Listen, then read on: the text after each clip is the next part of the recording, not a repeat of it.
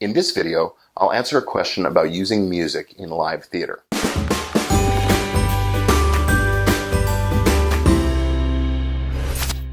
Gloria wrote in to ask this. I'm on the board of a local community theater. We'd like to use music before the show and at scene changes. What do we have to do to use this music? Well, Gloria, you're actually asking a couple of different questions. You see, when a piece of music is used within the action and context of a stage production, it's what we call a grand rights usage, and that requires licenses directly from the owners of the copyrights.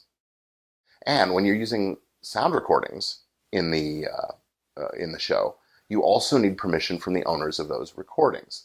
That's right, there are two copyrights involved here. The composer or songwriter who creates a musical composition is typically the owner of the copyright, and usually that person transfers ownership to a music publisher who administers the rights in the song. Then, when an artist records the song, that recording is another copyrighted work, usually owned by the record company. So, when using a recording of a song, you need permission from both the owner of the recording and the owner of the composition. Now, let's get back to your question, Gloria. If the music you play before and after the show is in fact part of the overall sound design, then it might be considered grand rights. But if it's just filler and isn't specifically tied to the show, it's probably not considered grand rights. It's what we refer to as small performing rights.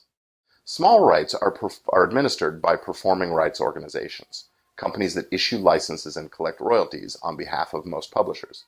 Here in the US, those companies are ASCAP, BMI, and CSAC. Most theater venues and other performance spaces have annual blanket licenses in place that will cover this, but you do want to check just to make sure. Now, the scene change music is a trickier question since it is within the context of the show and it might require direct licensing. But again, if the songs that are used are just random filler and could be interchanged with anything else and wouldn't affect the context of the show, they're just covering up a long scene change, then it's arguably still a small rights usage. So it's really a judgment call whether you get licenses. I recommend asking for permission if the songs are at all part of the overall sound design of the show. Now, if you want more information about music licensing in the theater and some instructions about how to get the licenses you'll need, there's a recording of a webinar I did a while ago. You can check it out at firemark.com/theatermusic.